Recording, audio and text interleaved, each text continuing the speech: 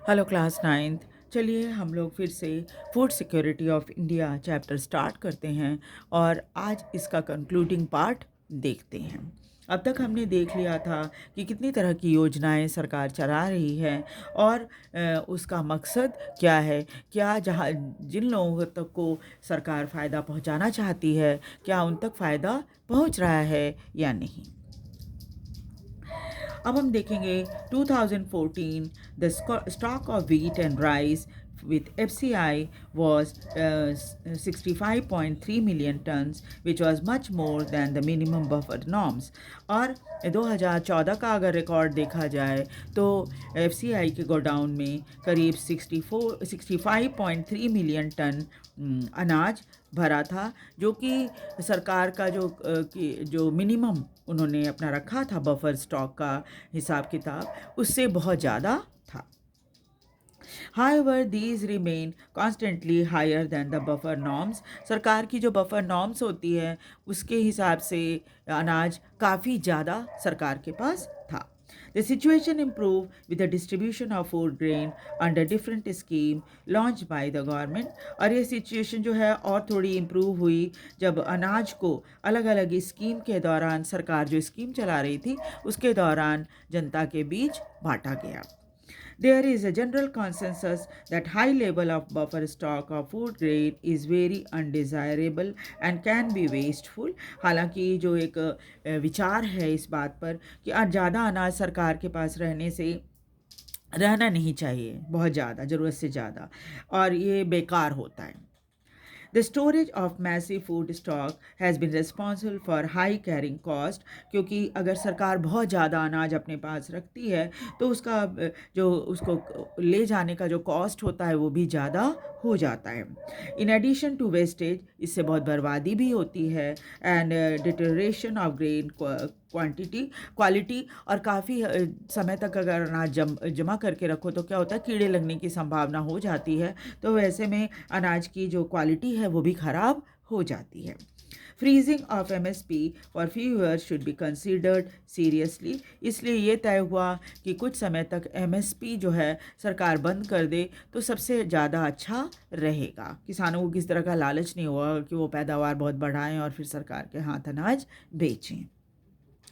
The increased food grains procurement at enhanced MSP is the result of the pressure exerted by leading food grain producing states such as Punjab, Haryana, Andhra Pradesh, और कई राज्य ने जब ये हुआ था कि MSP और बढ़ाया जाए, ऐसा लोग चाह रहे थे, तो ख़ास तौर पे वो राज्य ज़्यादा चाह रहे थे जहाँ पर इसकी पैदावार ज़्यादा होती है, गेहूँ और चावल की, जिसमें कुछ राज्य हैं पंजाब, हरियाणा और Andhra Pradesh. Moreover as the procurement is concentrated in few prosperous region, क्योंकि ये अनाज सरकार जो खरीदती है वो ज़्यादातर बहुत ही संपन्न राज्यों से खरीदती है, जैसे Punjab, Haryana, western Uttar Pradesh, Andhra Pradesh, to a lesser extent in West Bengal, थोड़ा बहुत वेस्ट बंगाल से भी। एंड मेनली टू क्रॉप्स, और ज़्यादातर मुख्य रूप से दो क्रॉप होते हैं, वीट एंड राइस, गेहूँ और चावल। Increase in MSP has induce farmer particularly in surplus state to divert land from production of coarse grain which is staple food of the poor to the production of rice and wheat. और चूँकि MSP सरकार पहले से तय कर देती है तो किसानों को थोड़ा लालच हो जाता है कि वो अपने खेत में गेहूँ और चावल उगाएं और दूसरे मोटे अनाज न उगाएं, क्योंकि देखिए बहुत मोटे अनाज थोड़े सस्ते होते हैं तो गरीबों का भोजन होता है ना, गरीब उसी को खरीदते हैं गेहूं और चावल की तुलना में, तो वो अनाज मार्केट में कम हो जाता है तो गरीबों को अनाज नहीं मिल पाता, मोटा अनाज जो होता है जैसे ज्वार, बाजरा, मक्का, ये सब चीज़ें। The intensive utilization of water in cultivation of rice has also led to environmental degradation। और चावल ज़्यादा उगाने पर आपको पता ही है कि जब आप धान जिससे चावल बनता है, धान की खेती जब आप करते हो तो आपको बहुत ज़्यादा पानी की ज़रूरत होती है खेतों पे, है ना। तो इस वजह से क्या हुआ कि जब किसानों ने, जब पंजाब, हरियाणा, ये सब इलाके ऐसे हैं भारत के जहाँ बारिश बहुत कम होती है, तो यहाँ पर किसानों ने क्या किया कि पानी की व्यवस्था के लिए उन्होंने ट्यूबवेल लगा लिया और उससे उसकी मदद से अपने खेतों में धान लगा लिया। और इससे क्या हुआ कि थोड़े से इन्वायरमेंट पर भी इसका बुरा असर पड़ने लग गया। वो तो अपने फ़ायदे के लिए देख रहे थे, चावल इसलिए उगा रहे थे क्योंकि आप देखिए पंजाब हरियाणा में ज़्यादातर रोटी खाई जाती है ना, चावल बहुत कम खाया जाता है। तो सिर्फ किसान अपने फ़ायदे के लिए, बेचने के लिए उसको उगाने लगे अपने खेतों में, और पानी का भरपूर इस्तेमाल करना शुरू कर दिया ट्यूबवेल की मदद से। और इससे क्या हुआ कि जो ये होती है इन्वायरमेंट पर इसका बुरा असर पड़ने लगा। वाटर टेबल काफ़ी नीचे चला गया, ख़ास तौर पे गर्मी के मौसम में। And fall in the water level, threatening the sustainability of agricultural development in these states। इससे क्या हुआ कि इस बात की चिंता हो गई कि क्या आगे आने वाले समय में इन जगहों पे, यानी जो जहाँ पर ज़्यादा पानी का इस्तेमाल हो रहा है राज्यों में, पंजाब हरियाणा वेस्टर्न उत्तर प्रदेश में, क्या यहाँ पर भविष्य में भी किसानों को पानी मिल पाएगा अपने अनाज को उगाने के लिए, इस बात की चिंता हो गई थी। As per NSSO report number 558, in rural India, the per person per month has declined from 6.38 kg in 2004-5 to 5.98 kg in 2011-12।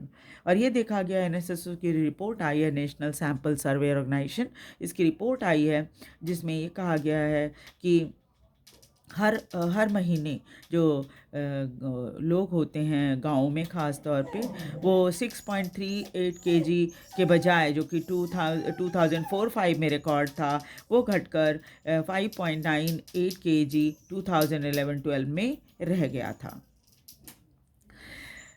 In urban areas, the per person per month consumption of rice too has declined from 4.71 kg in 2004-05 to 4.19 kg in 2011-12। और ये देखा गया शहरों में भी पहले की तुलना में, जहाँ पर 4.71 kg राइस इस्तेमाल होता था 2004-05 में, कंजम्पशन होता था उसका, वो घटकर 4.19 kg 2011-12 में रह गया था। Per capita consumption of PDS rice has doubled in rural area. Per capita खर्च जो होती है पीडीएस में से जो राइस मिलती है, वो रूरल एरिया में दुगना हो गया, and increase by 66 in urban India since 2004-05। और जो शहर हैं वहाँ पर 66% ये जो खपत है राइस की, वो बढ़ गई थी। The per capita consumption of PDS wheat has doubled since 2004-05 in both rural and urban area. इस तरह से ये देखा गया था कि पर कैपिटा कंजम्पशन पीडीएस से मिलने वाले गेहूं की जो है वो दुगनी हो गई थी 2004 एंड 5 में, ख़ास तौर पे गाँवों और शहरों में भी। PDS dealers are sometimes found resorting to malpractices like diverting the grain to open market to get better margin, selling poor quantity grain at ration shops, irregular opening of the shops। अब देखिए कि PDS जो dealers हैं वो क्या क्या करते हैं, मतलब कैसे वो जो गरीब हैं उनको परेशान करते हैं, और प्रॉपर तरीके से जो सरकार द्वारा दिया गया अनाज है उसका वो कैसे मिसयूज़ करते हैं। वो क्या करते हैं, जब उनको गेहूँ मिलता है सरकार द्वारा, तो क्या करते हैं, उसको ओपन मार्केट में बेच देते हैं ताकि उन्हें ज़्यादा पैसा मिल पाए। और जो ख़राब क्वालिटी का अनाज होता है वो राशन शॉप में वो रखते हैं।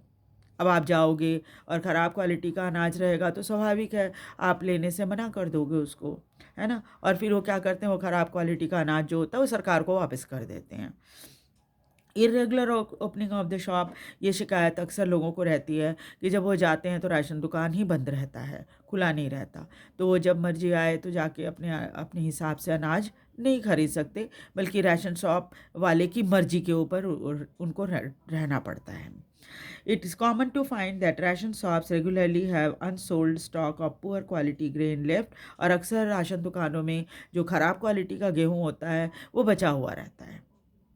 क्योंकि वो तो जानबूझ के ऐसा करते हैं। वो अच्छी क्वालिटी का अनाज मार्केट में बेच देते हैं, पैसा कमा लेते हैं, और जो ख़राब क्वालिटी का अनाज होता है वो लोगों को बांटने के लिए रखते हैं। उसमें बहुत सारे लोग रिफ्यूज़ कर देते होंगे लेने के लिए कि नहीं, अच्छी क्वालिटी नहीं है, हम नहीं लेंगे इसको, है ना। इसलिए उनके पास फालतू का इस तरह का ख़राब अनाज जो होता है अक्सर पड़ा रहता है।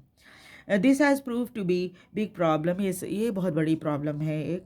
When ration shops are unable to sell a massive stock of food grain piles up with FCI. और ये राशन शॉप जो है वो जब अनाज नहीं बेचते हैं तो सरकार के पास ये वापस चला जाता है। इसलिए एफसीआई के पास भी जो ख़राब अनाज है उसका भंडार बहुत बड़ा हो गया है। In recent year there is another factor that has led to the decline of PDS। और अभी हाल में कुछ और परेशानियां हुई हैं जो कि जिसके कारण PDS जो है वो थोड़ा कम हो गया है। Earlier every family, poor and non-poor, had a ration card with a fixed quota of item such as rice, wheat and sugar। पहले क्या होता था, सबके पास राशन कार्ड होता था और हर कोई जाके वहाँ से अनाज, चीनी और चावल खरीद सकता था। लेकिन अब क्या हुआ, these were sold at the same low price to every family। और तब क्या है, हर कोई का जो रेट होता था वो सेम होता था, हर कोई को सेम रेट पे अनाज मिल जाता था। The three type of card and the range of prices you see today did not exist। उस समय ऐसा कुछ नहीं था, फ़र्क नहीं था कीमत का। आज तो कीमत का फ़र्क है, एपीएल का अलग कीमत है, बीपीएल का अलग कीमत है, और एक येलो कार्ड होता उसका अलग कीमत है ना। वैसा वैसा तब नहीं था। A large number of family could buy food grain from the ration shop subject to fixed quota। और जितने आपके पास राशन कार्ड में जो दिया हुआ है, जितना आपको राशन कार्ड के अकॉर्डिंग मिलेगा अनाज, वो मिल जाएगा। कोई भी व्यक्ति जाके ले सकता था जिसके पास राशन कार्ड होता था। These included low income family whose income were marginally higher than the below poverty line family। और इसमें क्या था, वो लोग भी आ जाते थे जिनकी इनकम पहले की तुलना में मतलब पीडीएस वाले से, जो पीडीएस में अनाज मिलता है बिलो पॉवर्टी लाइन लोगों को, उससे उनकी स्थिति थोड़ी बेटर होती थी, लेकिन इसके बावजूद भी उनको सस्ते में अनाज मिल जाया करता था। नाउ विद द टीपीडीएस अब टारगेटेड पब्लिक डिस्ट्रीब्यूशन सिस्टम हो गया है। अब द 3 डिफरेंट प्राइस, और कीमतें भी 3 अलग अलग हो गई हैं। The family above poverty line get very little discount at the ration shop. इसलिए अबव पॉवर्टी लाइन वाले लोग जो हैं उनको ज़्यादा डिस्काउंट यहाँ पर नहीं मिल पाता। The price for APL family is almost as high as the open market price। और जो प्राइस होती है एपीएल कार्ड की अनाज की, वो कीमत जो है उतनी ही होती है जो आपको मार्केट में भी मिल जाएगा, ओपन मार्केट में भी मिल जाएगा। राशन शॉप में भी वही रेट है, ओपन मार्केट में भी वही रेट है। And there is a little incentive for them to buy these item from the ration shop. इसलिए बहुत लोग नहीं जाते कि बाहर बाज़ार से ले लेंगे, वहाँ अच्छी क्वालिटी का मिल जाएगा, है ना। तो इसी वजह से क्या है, थोड़ा सा अब सरकार को इस तरह की प्रॉब्लम फेस करनी पड़ रही है। Role of cooperative in food security. अब हम देखेंगे कोऑपरेटिव का क्या रोल होता है फूड सिक्योरिटी में। The cooperative are also playing an important role in food security in India, specially in the southern and western part of the country. Cooperative बहुत अच्छा काम कर रही है, खासतौर पे दक्षिण भारत में और पश्चिम भारत में। The cooperative society set up shop to sell low price food to poor people। ये cooperative society क्या करते हैं कि दुकान खोल लेते हैं, जो राशन शॉप वाली दुकान होती है, और कम कीमत पे लोगों को अनाज मुहैया कराते हैं। For example, out of all fair price shop running in Tamil Nadu, around 94% are being run by cooperative. Tamil Nadu में करीब 94% राशन शॉप की जो दुकानें होती है कोऑपरेटिव सोसाइटी द्वारा चलाई जाती है। In Delhi, Mother Dairy is making a stride in provision of the milk and vegetable to consumer in control prices decided by Government of Delhi। और यहाँ पर दिल्ली में भी आप देख ही रहे हो, मदर डेयरी से आपको दूध मिल जाता है और बहुत सारी सब्जियाँ भी मिल जाती हैं जो कि सरकार द्वारा तय की हुई जो कीमत होती है, दिल्ली सरकार की तय की हुई कीमत पर चलती है या मार्केट में मिलती है। Amul is another success story of cooperative in milk and milk product from Gujarat. Amul ने भी एक की सफलता की कहानी भी ऐसी ही है।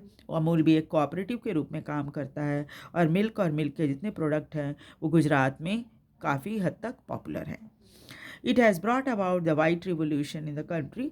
इसी वजह से भारत में सफ़ेद क्रांति, जिसको वाइट रिवोल्यूशन कहा जाता है, दूध के प्रोडक्शन के पर से कनेक्टेड है, तो इसकी वजह से वाइट रिवोल्यूशन भारत में आया। These are few example of many more cooperative running in different part of the country, ensuring food security of different section of society. और इन सभी, ये कुछ उदाहरण हैं। आप देखोगे कि कोऑपरेटिव जो कि अलग अलग भारत के अलग अलग हिस्सों में इस फूड सिक्योरिटी में मदद कर रहे हैं लोगों को, और काफ़ी हद तक उन लोगों को अनाज मुहैया कराने में सफल हैं जिनको सही माने में राशन वाली जो शॉप होती है उससे अनाज की ज़रूरत होती है। Similarly, in Maharashtra, Academy of Development Science has facilitated a network of NGO for setting up grain bank in different region. Maharashtra में एक एकेडमी ऑफ डेवलपमेंट साइंस खुला है। उस क्या करता है कि वो एनजीओ, ऐसा एनजीओ बनाया है जो कि अनाज के बैंक के तरह काम करते हैं। जैसे बैंक में जाके आप पैसे जमा करते हो, पैसा निकालते हो, उस तरह से ये बैंक की तरह काम करता है। ADS organizes training and capacity building program on food security for NGO। ये क्या करती है, ये कुछ तरह के प्रोग्राम करती है और ट्रेनिंग करती है NGO लोगों के लिए, फूड सिक्योरिटी के बारे में उन्हें बताती है। Grain bank are now slowly taking shape in different part of Maharashtra. Grain bank जो है धीरे धीरे करके महाराष्ट्र में बहुत पॉपुलर हो रहा है। ADS effort to set up grain bank to facilitate replication through other NGO। Grain bank वैसे ही काम करते हैं जैसे दूसरे तरह के एनजीओ काम करते हैं। And to influence the government policy on food security are thus paying rich dividend. और सरकार के ऊपर प्रभाव डालना कि कहाँ कितना अनाज पहुंचना चाहिए, किन लोगों को अनाज मिलना चाहिए, है ना, इससे सरकार भी थोड़ी प्रभावित हो रही है। The ADS grain bank programme is acknowledge as successful and innovative food security intervention. और इस तरह से जो प्रोग्राम चल रहे हैं ADS के, एकेडमी ऑफ डेवलपमेंट साइंस के, इसने काफ़ी सफलता पाई है अपने नए तरीके से फूड सिक्योरिटी देश में लाकर। ठीक है, तो ये तो चैप्टर है आपका फूड सिक्योरिटी इन इंडिया। और इसके बाद हम आगे जो है वो इसके थोड़े से जो आप लोग को क्वेश्चन वगैरह करना होता है, थोड़ा नोट्स वगैरह भी है, साथ ही साथ MCQ भी है, वो सब भी मैं प्रोवाइड कराऊंगी ताकि आप आसानी से इस चैप्टर को समझ सकें और इससे रिलेटेड क्वेश्चन जो एग्ज़ाम में आते हैं उसको आप कर सकें। जल्दी ही मैं MCQ और नोट्स भी डाल दूंगी, आप भी उसे भी देखिएगा। ये सभी चैप्टर जो है जो मैं पढ़ा रही हूँ वो उसको मैंने प्लेलिस्ट में डाल दिया है। आप प्लेलिस्ट से चाहें तो बड़े आराम से सारे इसको देख सकते हैं। Thank you very much. Video को लाइक और सब्सक्राइब भी ज़रूर कर दीजिएगा। Thank you.